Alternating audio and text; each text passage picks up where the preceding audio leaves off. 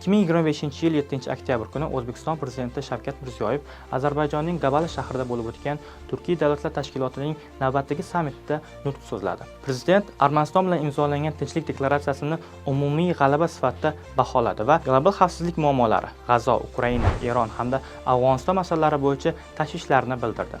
Prezident BMT Xavfsizlik kengashini isloh qilish, rivojlanayotgan davlatlarni ovozini kuchaytirish zarurligini ta'kidladi. Sammit doirasida tashqi ishlar vazirlari va maxsus xizmat rahbarlarini muntazam uchrashuvlarni yo'lga qo'yish va birinchi yig'ilishni Samarqandda o'tkazish tashabbusini ilgari surdi. Transport sohasida o'rta koridorni rivojlantirish, uni Xitoy, Qirg'iziston, O'zbekiston temir yo'li va Trans-Afg'on yo'lagi bilan bog'lash hamda Toshkentda xalqaro transport forumini o'tkazish rejasi bildirildi. Shuningdek, prezident o'z nutqi davomida raqamlashtirish va sun'iy intellekt, ilm-fan va ta'lim, yoshlar va mafkuraviy xavfsizlik masalalariga alohida e'tibor qaratdi.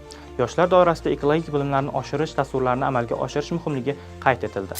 Ma'naviyat va umumiy qadriyatlar masalasida esa Mirziyoyev Alisher Navoiyning 585 yilligi va Nizomiy Ganjaviyning 885 yilligi yubileylarini keng nishonlanishini ma'lum qildi. Ularning insonparvarlik va birdamlik g'oyalarini targ'ib etishi hamda Nizomiy va Navoiyning ijodi Turkiy dunyo ma'naviyati hayotida mavzusida xalqaro ilmiy anjuman o'tkazilishini taklif etdi.